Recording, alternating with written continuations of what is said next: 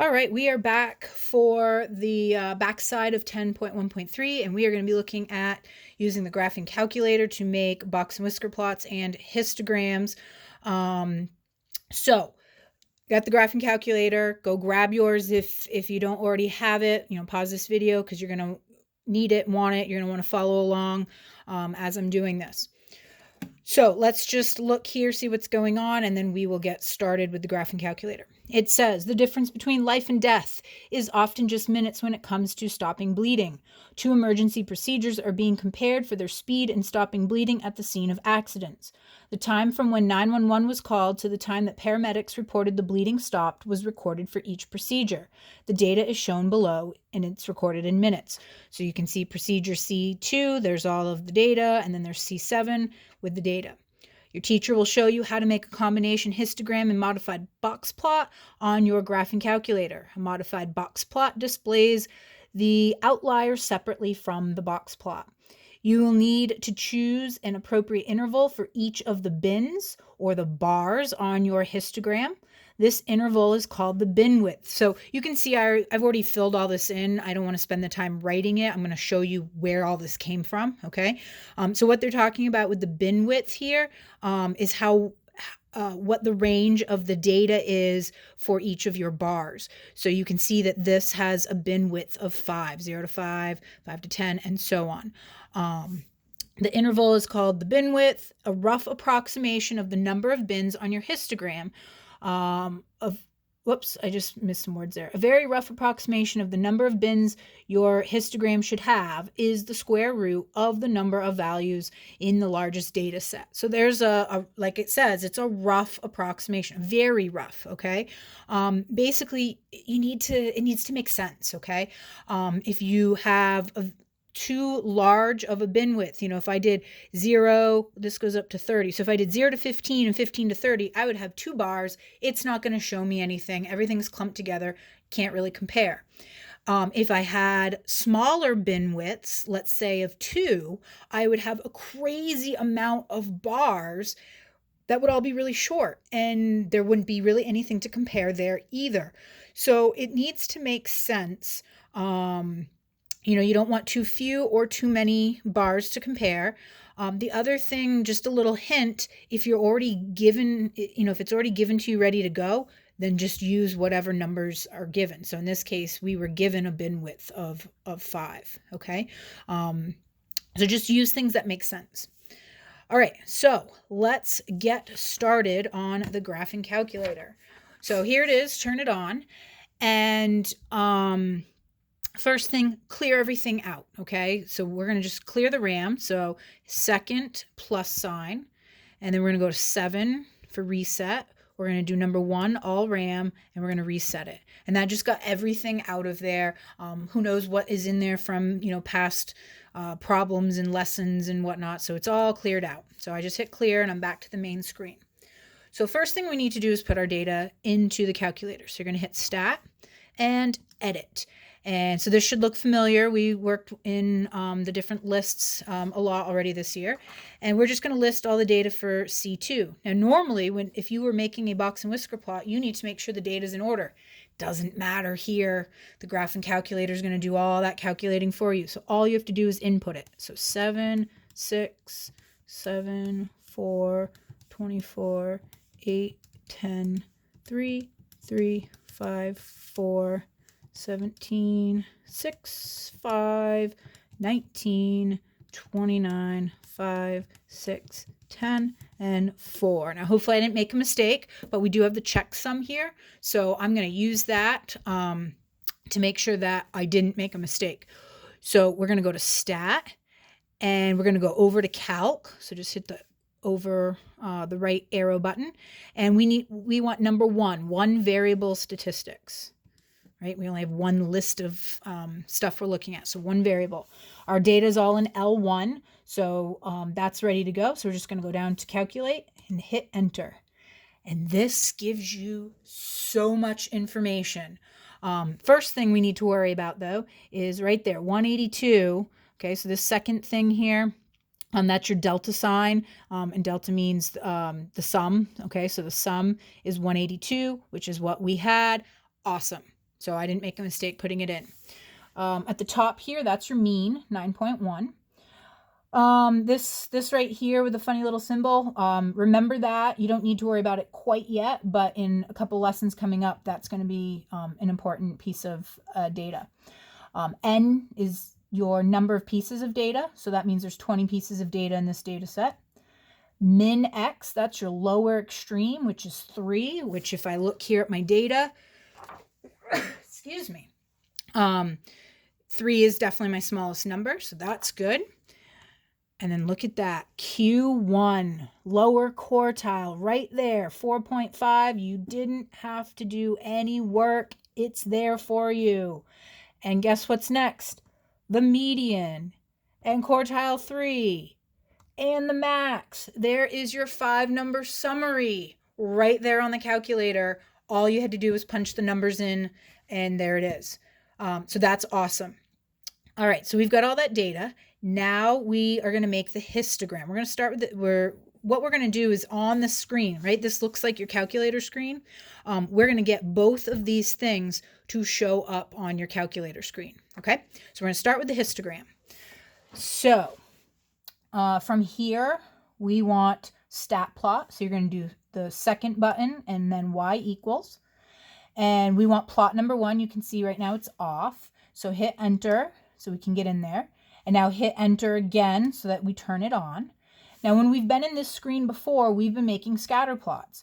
We're not doing a scatter plot today. We're going to do a histogram. So you got to go down, and you can see the histogram is right there. So you're going to go over to the right and hit enter. You got to make sure you hit enter. As you can see, the bottom part changed, and it gives you, it says L1, which is good. That's where all of our data is. So from here, we're going to do zoom 9. Okay, so zoom, and then we're going to hit 9. And that makes the histogram. The thing is, though, the calculator doesn't necessarily know what we want it to look like, so we need to adjust the settings in the window to make it fit what we need, what we want, okay? So let's hit window.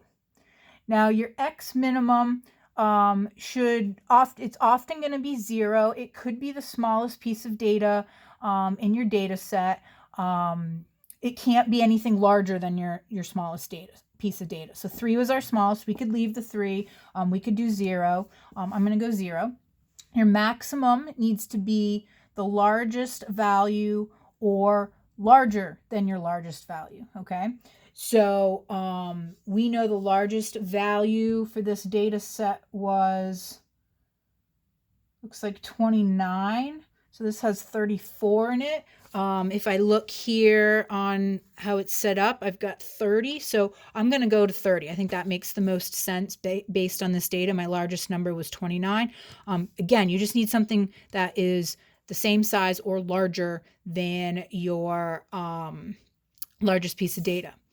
Your X scale, that is this right here, X scale, that's the size of your bin. So that's where you get to change it. And we've already talked about here, the size of the bin is going to be 5. So we're going to change that to 5. Okay, the Y min should be 0. So that's the starting value on your Y axis. We're going to put in 0. We don't need any negatives there. And your Y max is going to be how tall, how high up your bars are going to go. So you can play around with that to see, what fits, what works. You need to make sure that your tallest bar will fit, but we're also going to be putting a box and whisker plot on there, so it needs to be a little bit bigger than that as well. So I'm going to go, well, on here, it goes up to 14, so I'm going to use that. And if you put something in and you find it doesn't work, you just come back and you fix it. You're going to leave Y scale at 1, and you're going to leave XRES. I'm not even sure what that is. You're going to leave that at 1. And so now I can hit graph, and that looks much better, doesn't it? So there's my histogram, and it looks very much like the one that I sketched on the notes here. So there that is. Now we need to do the box and whisker plot. So we're going to go back to stat plot. So second stat plot. We already have number 1 on. That's our histogram. So we need to go down to number 2 because we're going to have 2 graphs on the same screen. Okay, so we're going to choose number 2, and we're going to turn that one on as well. And then you can see there's 2 different box and whisker plots here.